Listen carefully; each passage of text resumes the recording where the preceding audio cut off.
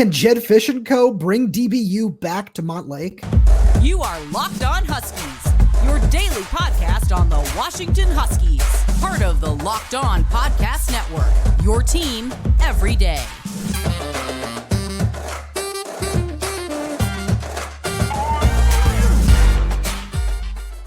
Welcome back into another edition of the Locked On Huskies podcast. I'm Roman Tomashoff. That's Lars Hanson. He writes for Inside the Huskies of Fan Nation and Sports Illustrated. I'm the site editor over with Huskies Wire. Thank you for making this your first watch or first listen of the day. Today's episode is brought to you by FanDuel. Make every moment more. New customers join today, and you'll get $150 in bonus bets if your first bet of $5 or more wins. Visit FanDuel.com/lockedon to get started. And Lars, one thing before we get started, I want to give a shout out to one of our everyday listeners who had to go in for an emergency surgery over the weekend. Shout out to my good buddy Rick. Go to the gym with him. He had to have his gallbladder removed. So heart goes out to him. Rick, hope you get better soon. Hope we get to see you. And we really do appreciate you listening. So big shout out to you. Now, Lars, let's jump right into it here. The return of DBU. That's what we got here for all our YouTube viewers. And let's start with Dijon Lee, where today, Wednesday, as we're recording this, Dijon Lee announced that he will be taking an official visit to Washington from June 21st to 23rd, which is huge for a couple of reasons. The other official visit he set today was with Georgia, which will be on June 7th through the 9th. And as we know, that last weekend in June is when Kalen DeBoer liked to get all of his top targets on campus and try to close on as many of them as possible. It looks like Jedd Fisch is trying to set up and do the same thing where, we talked about a couple of guys on yesterday's show, like Darius Afalava and a few other names that are going to be on campus that same weekend, and getting Dijon Lee, who has been really interested in Washington for a while, really want to see a commitment from that guy. And just in terms of the recruiting class and what Jedd Fisch is trying to put together, it's just huge to get that commitment. And it just seems that commitment for an official visit. And it just seems like a sign of more things to come. Right. When it's also a good sign that both Arizona and Washington were in his top 8 or top 6 or whichever one it was. And then that interest carries over, right? Because sometimes when you make a coaching change and let's say Jedd Fisch doesn't bring, and that's the other thing, right? Look at he only brought John Richardson in terms of that Arizona secondary staff to Washington. Correct me if I'm wrong there, because Vinny Cincinnati and Steve Belichick are now your safety coach and defensive coordinator. Yeah. Right. So it takes a lot. Now, again, you make those hires because you can bring John Richardson and say, hey, there's the familiarity with the relationship, and now you're going to play in an even better scheme. So it's not just, and no disrespect to Johnny Hanson, right? But at the same point, I think Johnny Hanson and Steve Belichick aren't in the same realm, just in terms of coaching pedigree, coaching prestige, and all that sort of thing.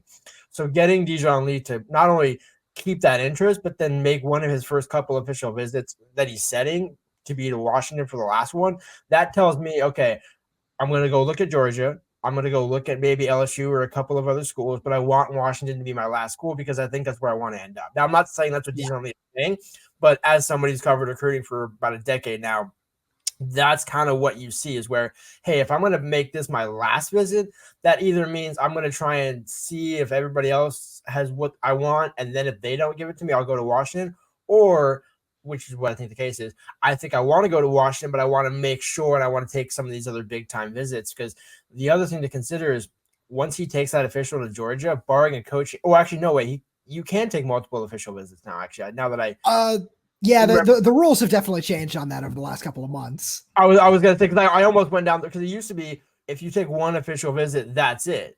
Now I believe you can actually take as many officials as you want. Yeah, it's not just limited to 5 anymore. But right.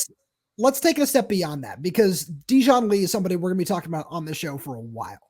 But let's talk about John Richardson, who, when we did like the a show a couple weeks ago where we highlighted just players and coaches that we're really intrigued by during the upcoming season, you and I both wanted to talk about John Richardson and what he was able to do down in Arizona, developing Tacario, Davis, and Ephesians Prysock, the latter of which obviously has followed the staff up here to Washington. And he's done a really good job of developing so far during his time as a college coach. And he also just seems to be one of the hardest workers that this staff has on the recruiting trail, which is saying something because this staff really just seems to love to recruit, as Jedd Fisch has said. So having John Richardson and, just looking at Washington's pedigree of defensive backs over, let's say, the last 10 years, when, you can start with Marcus Peters and go to Sidney Jones, Budda Baker, Kevin King, Taylor Rapp, and so on and so forth through Trent McDuffie and everybody else, and Jabbar Muhammad this last season, where you can talk about this long history of defensive backs where it didn't necessarily look that way for a couple of seasons. But Washington was always right there in the conversation of the best defensive back developers, putting out a first-round talent or a second-round talent every single season. And it seems like John Richardson might be the guy to help bring that pedigree back to Montlake, where with not only the way he's recruiting, but with how he's shown he can develop talent. And, a trio of people that we've highlighted on the show are the redshirt freshmen that are waiting in the wings, and Caleb Presley, Curly Reed, and Leroy Bryant, where you have all those three guys. And now you can look at John Richardson and Vinny Sunseri to an extent, and just everybody else on that defensive staff that Jedd Fisch really does seem to trust as developers, and say, yeah, there seems to be a legitimate path to bring back what once was a dominant defense. Right. And I'm honestly glad you mentioned Sunseri, because we give a lot of praise to John Richardson, and he was one of the first hires, kind of laid the foundation with Armand Hawkins for a lot of the secondary recruiting. But one thing that you kind of got to go back and remember is it wasn't just Kevin King, Sidney Jones, all the cornerbacks. It was Budda Baker, it was Taylor Rapp, as you mentioned. So getting that safety help as well. When you have Cam Fabikialon and a number of guys at that position that could be like, hey, you know what? With the right coaching and, maybe a different scheme, and maybe just able to show what you can do in one final year, that Cam, because he's got the size, right? Cam Fabikialon's got the size to be able to be a guy in the NFL. Now, is he a first round guy, second round guy, day 3 guy? Who knows, right? But that's why you bring in elite coaching like Steve Belichick to say, hey, you know what? We think we like what you got here. We just need to give you a little bit of coaching, and you can see your stock rise over maybe 2 or 3 rounds in the next year. And I think that's one thing that has, because you can have great cornerbacks, but if you're getting toasted over the middle, it doesn't really matter. And I think that's the other thing with Vinny Sunseri is he's having a former safety linebacker who also played in the NFL. That's imperative when John Richardson's, he's able to develop safety, right? He can do the entire secondary, but it makes his life easier when he can focus on the cornerbacks and Vinny works with the safeties. Right. No, I agree with you there. And I think that it's really interesting when you look at just all the prospects that are in the room, because you talk about the redshirt freshmen, we talked about Ephesians Prysock a little bit, but then some of the other guys who you really want to see a jump out of. And it's different for all the other guys, where we saw, Elijah Jackson show up in spurts in 2023.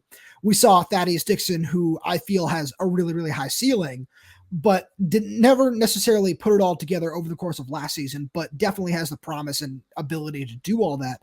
And then another guy who really did impress before losing his entire season to a shoulder injury was Devon Banks.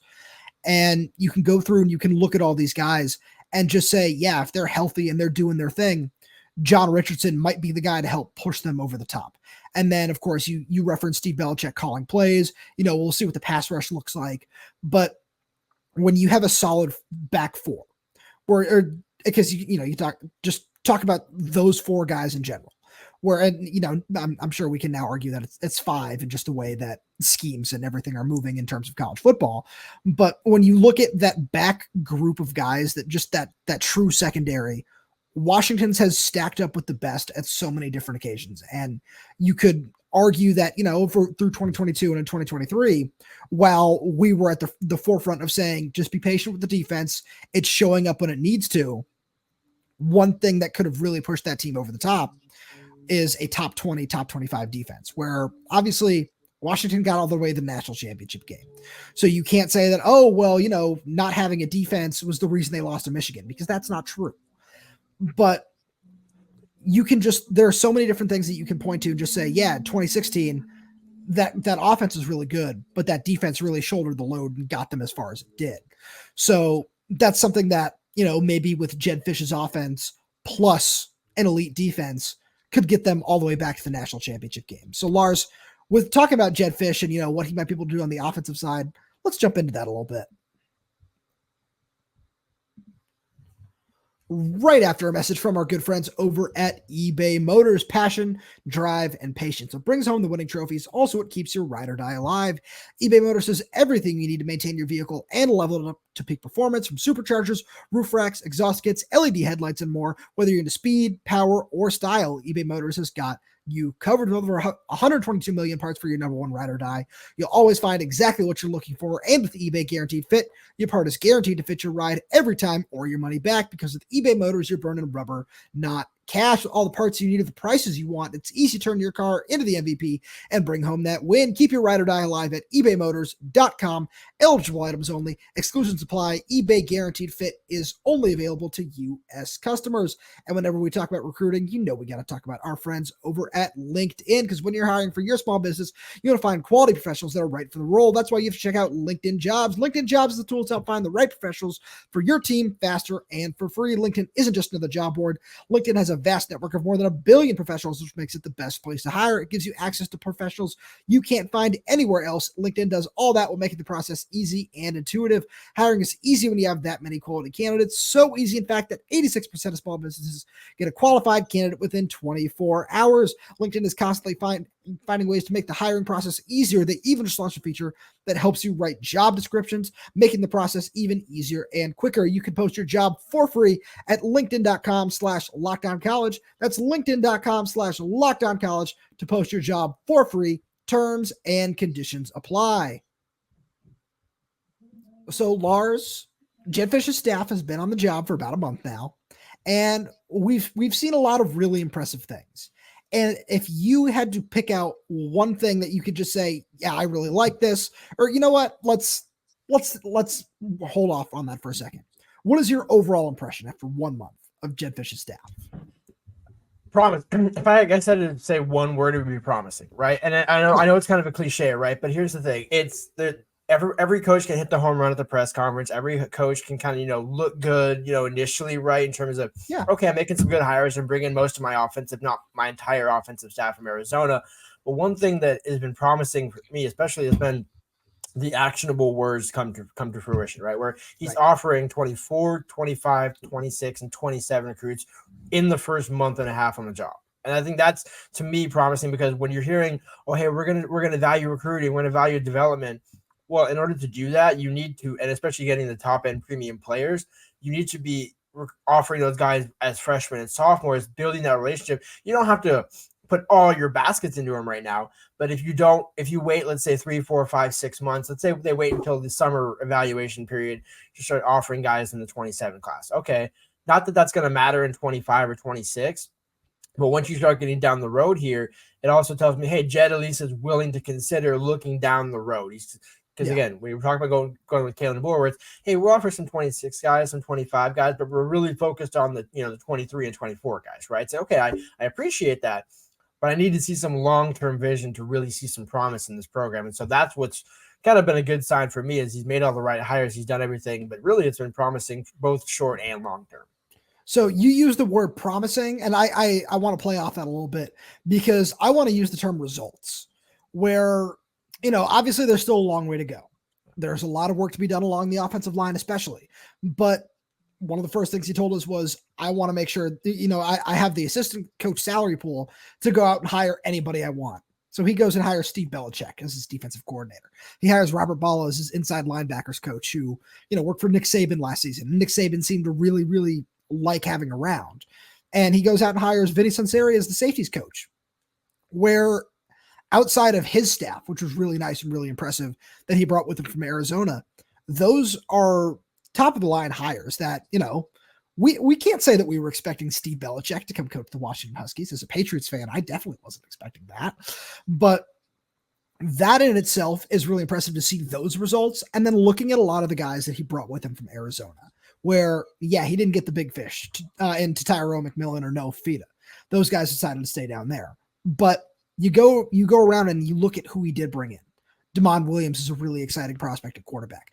Jonah Coleman is one of the best running backs in the country, according to PFF. And then, Rayshawn Clark, 4-star defensive back. Justin Hilkema is a really promising offensive lineman. Bryce Butler is a good defensive tackle. Ephesians Prysock, another one where that's a really, really nice corner who's going to slot in as a starter on the outside right away. And you start looking around at some of the other guys too, Isaiah Ward, Russell Davis, where you say, yeah, there's still areas that need to improve. But even in those areas, you and I have discussed that there's a plan along the offensive line, that it's not, oh, they're just not taking anybody. It's no, they're waiting for some of these quality guys to become available in April, most likely, before being able to take their commitment. So I've been really impressed with just what he's been able to do in his first month on the job. Right, exactly. And I think that's the thing is he has, and one way to answer your other question is one word I wouldn't use to describe what Fisch has done is overreact. He hasn't, gone out and gotten reactionary guys. He hasn't gotten, I think that the other way of saying it, he didn't bring his entire Arizona staff, right? He brought a lot of the offensive staff, basically the entire offensive staff. But it's different if, like, you're bringing, 7 of your 10 assistants from Arizona to Washington. It's like, okay, 5 out of 10 is acceptable. 4 to 5 out of 10 is acceptable. But when you get, the entire operation and you don't expand and you don't grow and you don't bring in a Belichick, you don't bring in a Sinceri, you don't bring in a Luke Del Rio, then it's like, okay, well, are you truly maximizing what you have here? And I think that's the other thing is he absolutely is. So yeah, it's not a matter of Fisch is, a new fish in water to, again, kind of play off your analogy of they didn't get the big fish, but they got a big fish, right? So, but it's to me where in this new day and age in the portal and recruiting and all that, you could either try and just fill the room kind of like Colorado did, right? Where you just got a bunch of guys in and said, hey, these are all big time guys. Then you're like, oh, actually, maybe they weren't all big time guys. So now it's like, okay, let's get the guys we know for sure we want.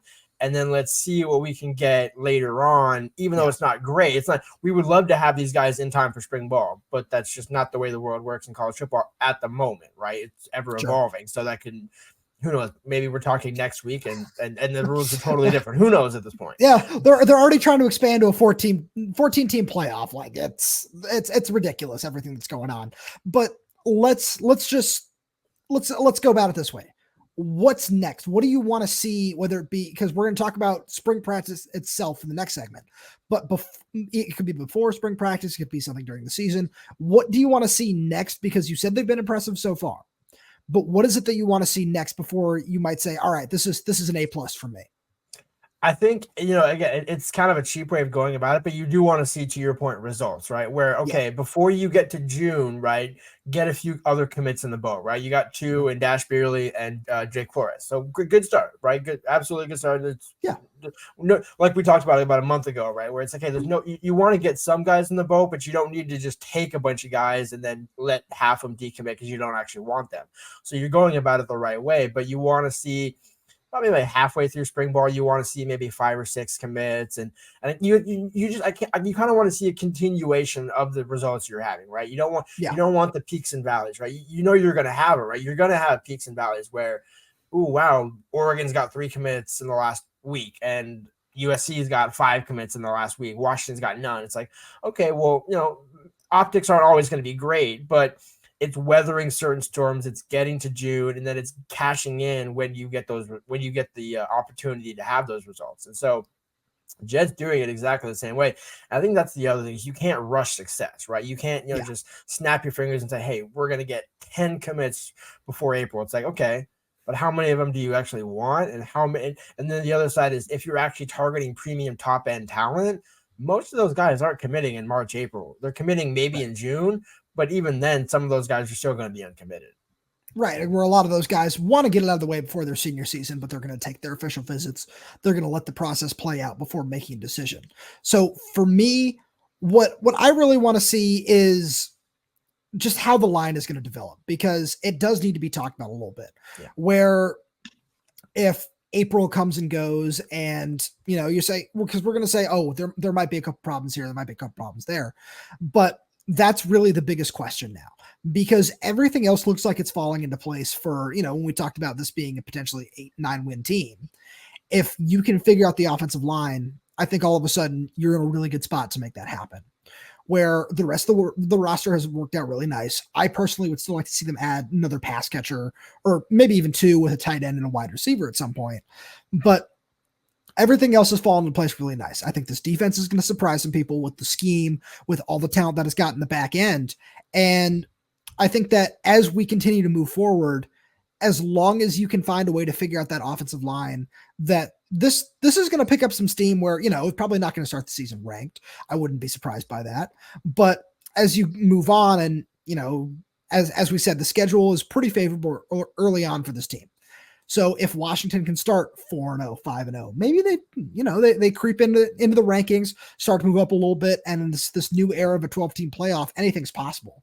Where I don't think that's going to happen. I think it's going to take a lot of things bouncing the right way for that to happen. But there's a lot of things to be optimistic about. And again, as long as you can figure out the offensive line and protect Will Rogers.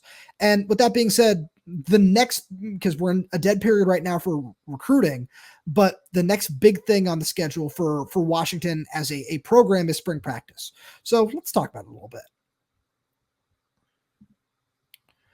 Right after a message from our friends over at FanDuel, because you can get buckets with your first bet on FanDuel, America's #1 sports book, because right now new customers get $150 in bonus bets with any winning $5 bet. That's $150 if your bet wins. You can bet on all your favorite NBA players and teams with quick bets, live same game parlays, exclusive props, and more. Just visit FanDuel.com/lockedon and shoot your shot. FanDuel is an official sportsbook partner of the NBA. And, One guy that I know everybody has been just impressed with this season is Victor Wembanyama, but whatever his overs are for the rest of the season, I would just smash all of them on FanDuel. That dude can play. I love watching him. So Lars, spring practice won't begin until April for Washington, where Jedd Fisch has said, we want to have a couple more things play out. We want to have some more time to do X, Y, and Z before we can get there. So we're not going to see spring practice start until April 2nd. That was the date that Jedd Fisch said in his last press conference. But as we look ahead to that, because, there's a whole lot to think about when it comes to spring practice. What is the number one thing that you want to watch when we get out there in April? So I'm not going to take the obvious one that you just talked about, because again, we could do an entire show about that. But the one I am going to talk about is tight ends. Because again, that's the other position where there's a lot of intriguing options there, right? Where you look at Ryan Otten, where, maybe in a new scheme, a new offense, he's had a couple of years to kind of just get everything in order respectfully, and as he should, right? Kind of take your time. Just, he's got the perfect frame to be a tight end, right? 6'5", 6'6", can move. And I think as long as he gets the right coaching, I think that's why getting Jordan Powell back was kind of key, right? Where it's not a key position, right? You still want the receivers to be the flash and the running backs and all that, but getting that kind of road grader hybrid tight end, just there's not a ton of bodies in the room right now, right? Where Josh Cuevas commits to Alabama, Quentin Moore and Decker DeGraff are your only other two scholarship tight ends at this point in time as we record on Wednesday. I do believe they will get Arizona's tight end from the 24 class who decommitted or something in that regard, where I saw that in the past day or so that he decommitted. So that would be another solid body if you can get him in. I don't think you can get him in time for spring ball. But again, it's another solid young body to work with. And it also tells me, okay, so that's what they're thinking. We'll get one more younger body. We'll get one more freshman body, and then maybe one or two in the portal, right? And so there's a way to make it work. But that's the other thing is where, okay, you can have offensive line, but if you don't have the greatest offensive line, you need to have run blocking tight ends on the edges especially. And I think that's something where when we look at who they could target in the portal, I wouldn't be surprised if it's more of a Drew Sample, Will Dissly, like, hey, we need you as an inline blocker and not as a Devin Culp split out, not that Devin couldn't block, but I'm just saying, when you just look at the traditional tight end of what you want. So that's one for me, because when you look at some of the other positions on the offense, for example, pretty stacked, right? I mean, you again might want to add another receiver, obviously offensive line. We spoke about it at length, but you're good at quarterback for the most part. I mean, you got Will Rogers, so your upper class is fine. You got two young guys to work with. Running back, obviously more than set. So tight end is kind of the other one where, hey, how can we bridge that gap, right? Because if you don't have a A1 tight end, or let's just say Quentin Moore is your A1 tight end, now that makes Jeremiah Hunter's life harder, that makes Giles Jackson's life harder, that makes Denzel Boston's life harder. It just makes everyone's life harder. So I think getting that position up just a little bit more is kind of one thing I'm intrigued. And I think Ryan, you have bodies in the room. That's why I'm saying you got Ryan out in the room. But you also got Quentin Moore in the room. You got Decker DeGraff in the room. So there's plenty of talent there. It's just a matter of how quickly can they get into the system. I like where you're going with that. So I took a little bit of a different approach here because you talk about the system. I wanted to talk a little bit about installs because getting a new system installed on both sides of the ball, it's nice when, you're losing basically all your starters, but some of these guys who might have been sitting for a year or two learning one scheme, now having to learn something completely different, is going to be really interesting. There's going to be some bumps in the road. And Lance Zierlein gave a shout out to Jedd Fisch's scheme the other day on Twitter. And it was really interesting because he talked about it at length after he was asked a couple of questions about it. And he was asked to compare it to Ryan Grubb and Kalen DeBoer's scheme. And he called them very different. He said Grubb's created stress with his route combinations and focus on the intermediate and deep passing game, while Jedd likes to create confusion and misdirection out of formations, personnel groupings, and misdirection. Jedd's is less reliant upon premium talent. That's what he wrote on Sunday on social media. And it was just really interesting to see that, because he's absolutely right when he talks about those things where obviously it's nice for Jedd Fisch to have a really talented quarterback in Noah Fafita and insane wide receiver one, Tyrone McMillan, where there are a bunch of really talented guys. But it's just nice knowing that there's another top of the line scheme coming to Washington on the offensive side. And then looking at the defensive side, it's one of the most complex and hard to decipher schemes in the NFL. So bringing that back down to college football, as we talked about, where, comparing it to Michigan's, where, running that John Harbaugh, Mike McDonald scheme that was run in Baltimore, how that was able to translate to the college game really well, where, I don't know if we're going to see those same kind of results in year one, but it's just nice knowing that that's what's going to happen, but it's going to take a lot to make sure that you can learn that scheme. And a lot of that is going to come from the back end, where those guys that we opened the show with, where one thing that I like to look at when I was watching Bill Belichick defenses, for the last couple of years, is just the way that they covered two top end receivers, where they like to play bracket coverage on a wide receiver one, where, for example, when they were playing the Chiefs, Tyreek Hill would never get a free release, where there would always be two guys with him, one on the inside, one on the outside. Usually it's a corner and a safety over the top. And then you would have your cornerback one, whoever you trust as your top guy, playing against the wide receiver two, where it's, all right, we're going to take this guy away completely. And it's a little bit unorthodox, a little bit different compared to, obviously tradition and the way a lot of other defensive coordinators like to run a scheme. But there's just a lot of moving parts when it comes to the back end, when it comes to the pass rush. And I'm really curious to see, how it's communicated to, a bunch of 18, 19, 20-year-olds who aren't getting paid tens of millions of dollars to do this every year. But I'm also just really curious to see how it will translate, because I think it has the potential to be great. I really do, but it's going to take some time before it can get there. So you're telling me when I was beating the drum for cornerbacks to play press coverage and actually make contact at the point of the line of scrimmage, that actually might happen on a consistent basis? It should, especially when you look at 6'4" Ephesians Prysock. Yeah, it definitely should. Well, and to go back to your point about the offense and peel back a little bit for the curtains for the folks watching and listening at home, thank you all for listening. But what I talked about the show, when you told me before the show what Lance said, I was like, oh, okay, I don't actually know if I'm not saying I'm smarter than Lance Zierlein, but I'm just saying, I was like, wait, are we sure that read it to me again? And then when you read, I was like, okay, that actually makes a lot of sense, because it takes, you can have three, let's say two or three, two receivers, 2B receivers, right? Jedd Fisch's scheme makes those guys into ones, whereas Ryan Grubb would max out ones, right? So he maxed out Jalen Polk, maxed out Jalen McMillan, maxed out Roman Dunze. So there's two different versions of success, right? They're both great schemes, right? You're not going from JD to, X, Y, and Z.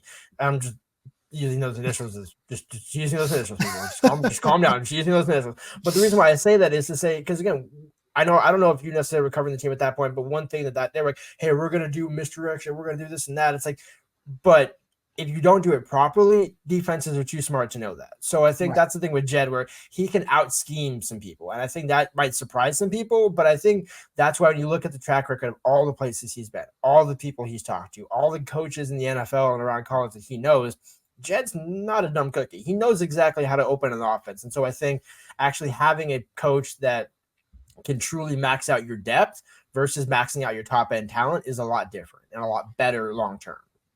So going back to how that conversation started on social media, it was because Lance Zierlein said he was watching Michael Wiley, where he said, I really love all the different ways that you're able to utilize this guy. He did a lot of different things for you. And that's really nice where, he had over 1,000 receiving yards in his career as well during his time at Arizona. And it's nice to see like running backs getting involved out of the backfield in the passing game, where Jedd Fisch has said, yeah, I like to run.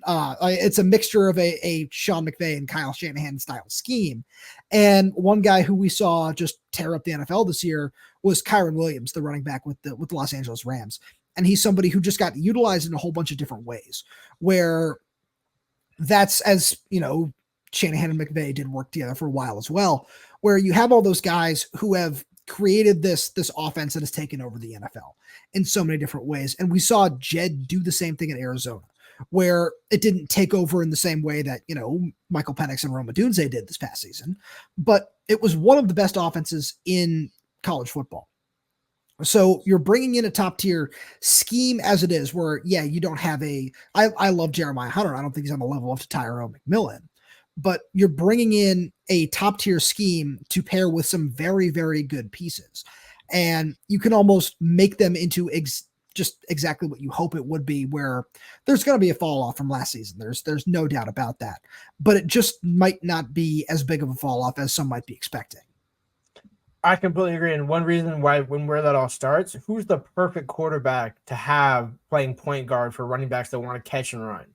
Will Rogers. Yeah. It's Will. I mean, I can't think of any other quarterback in the country that is so comfortable with also throwing intermediate and deep routes, but because that's the one thing that I kind of, it's hard to critique Michael Penix, right? Because he's so good and does so many different things. But one thing that as well as anybody that I harped on this entire season was his lack of ability to check down into the flat to running backs, where Dylan Johnson's wide open with not a soul around him and you need 5 yards. And again, Penix has got the arm to do the 30, 40, 50 yarder down the seam, so he would take that more often than not. But I think that's one thing that I want to see, especially with Scotty Graham and this offense, is just get the running backs fully utilized. Because I think that's one thing that Ryan Burke could do, but I don't know if it was Penix hindering it, the scheme hindering it, or whatever happened. But I think that was something that still left to be desired. So I'm excited to see that not be the case, or hopefully not be the case this fall. Lars, as always, thank you so much for being here. Thank you to all the everydayers for tuning in. And just a quick programming note, stay tuned for our Monday show. We are going to have an extra special guest on the show. As we said, we're going to try to get as many of them on as we can over the course of the off season. And we're kicking it off with a really fun one. So make sure you stay tuned for that. And until then, if you want to make sure that you're around when that episode drops, make sure you subscribe wherever you get your podcast, whether it's YouTube, Spotify, Apple Music, Amazon Music. We're there. We're everywhere. We're updating this channel with new content every single day. So please make sure you hit that subscribe button and hit that bell so you get the notifications and you never miss an episode. And until then, make sure you like the video, leave us a comment down below if you have any questions, comments, or concerns. And if you're audio only, please leave us a 5-star review, as it all really does help the show out. Thank you so much for tuning in, and we will talk to you on Friday.